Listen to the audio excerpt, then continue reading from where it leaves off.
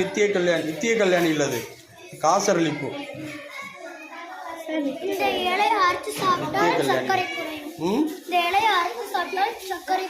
சக்கரை குறையுமா? சரி சரி. ஓ நித்திய கல்யாணி தான். கரெக்டாக. Okay okay. இதே நந்தியாவட்டை ஒரு மாதிரி இருக்கு இல்லையா, நான் அதுவும் நினைச்சேன். அந்த பூ நினைச்சேன். முருங்கைக்கீரை எதுக்கு பயன்படுது? இரும்பு சத்து குறைபாடாக இருக்கிறவங்களுக்கு அது இரும்பு சத்து கொடுக்கும். நல்லது. முருங்கைக்கீரையாக சாப்பிட்லாம். முருங்கை காயிலையும் கால்சியம் நிறையா இருக்குது, சாப்பிட்டுக்கலாம். இது பிரண்டை. சட்னி அரைச்சி சரி ஜீரண சக்தியை பசியை தூண்டும். உடல் மூட்டு வலிக்கு நல்ல மருந்தாக பயன்படும்.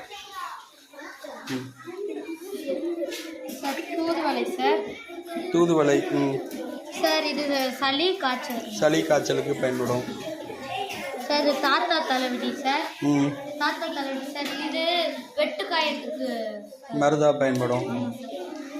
கற்றாழை சார். சொட்டு கற்றாழை சார். இது மூஞ்சிக்கு தேய்க்கலாம் சார். அழகு பயன்படுத்தலாம். முகத்துக்கு அழகுக்கு பயன்படுத்தலாம். அதுக்கப்புறம் தலையில கூட சளி மருந்து. குப்பை மேனி சார். சரி. குப்பை மேனி சளி இதுக்கு நல்லது. தோல் நோய்களுக்கு மருந்தா பயன்படும். துளசி சார். துளசி சளிக்கு பயன்படும். சளி காய்ச்சலுக்கு பயன்படுத்தலாம். அதனால தான் நம்ம கோயில்களில் தீர்த்தத்தில் போட்டு கொடுக்குறாங்க. கற்பூரவள்ளி சார். இதுவும் சளி இருந்தது பயன்படும். துளசி வீட்டுக்கு முன்னாடி துளசி மரத்தில் வச்சுருப்பாங்க இல்லையா, அதாவது அதிகமான ஆக்சிஜனை வெளியிடும். அதுக்காக வீட்டுக்கு முன்னாடி வச்சுருப்பாங்க. முடக்கத்தான் தலை பார்த்துட்டோம். சரி. அது எதுக்கு பயன்படும்?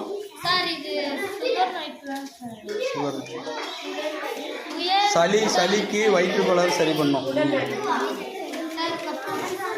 மஞ்சள்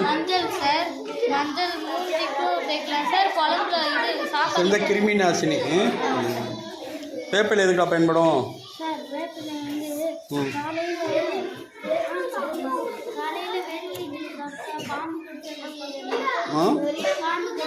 அது ரெகுலராக தொடர்ச்சியாக ஒரு மண்டலம் சாப்பிடணும்னு சொல்லுவாங்க.